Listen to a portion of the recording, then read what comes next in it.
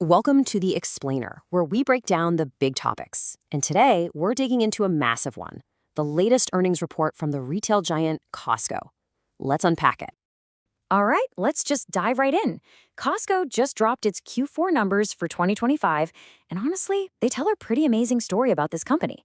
We're talking huge sales figures, an army of loyal shoppers. So how do they keep doing it?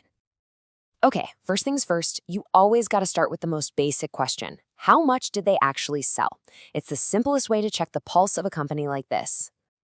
Get ready for this. In just one quarter, Costco pulled it is staggering $84.4 billion in net sales. I mean, just to put that into perspective, that's more than the entire annual GDP of many countries. It's just massive. And it's not like they're just treading water. That number is up a full 8% from the same time last year.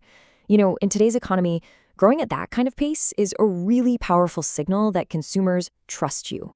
So how did they pull that off? Well, it's a pretty simple 1-2 punch. First, more people are coming in the door. Traffic was up almost 4%. And second, the people who were coming in, they were spending more. That's the dream for any retailer, right? More customers and each one spending more. But here's the thing. If you really want to understand Costco, it's not just about what they sell. It's about who they sell to. This is where their real secret sauce is. The entire business is built on these little pieces of plastic. The whole idea is to turn you from just a shopper into a loyal fan, a member of the club.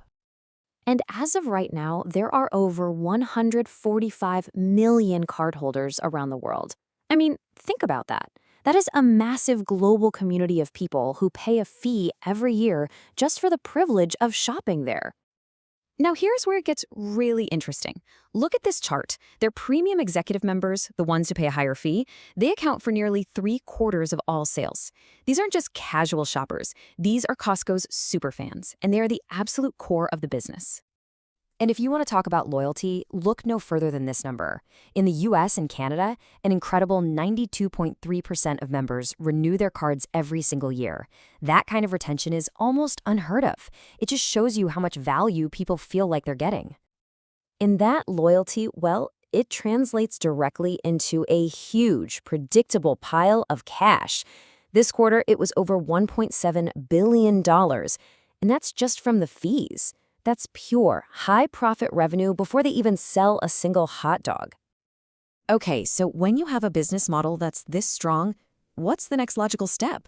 Well, it's pretty simple. You expand. You build the empire bigger. And they are definitely expanding. They are aggressively opening new stores. I mean, just in this quarter, they opened 9 new warehouses, everywhere from Texas to Sweden. They now have 914 warehouses across the globe. You can see the growth laid out right here. They jumped from 890 stores to 914 in just a year. You see most of that in the US, but there's steady growth in Canada and internationally too. And they're not slowing down. They've got plans for 30 more next year. But, expansion isn't just about brick and mortar these days. Their digital presence, their online warehouse is absolutely surging, proving they can compete in both worlds. They're seeing really strong double-digit growth in e-commerce, up almost 14%. And what's driving that? A massive 27% jump in website traffic. Plus, they're making smart little improvements to the site and the app, like making it easier to log in or creating waiting rooms for really popular items. So let's recap. Sales are way up, the membership base is rock solid, and they're expanding everywhere.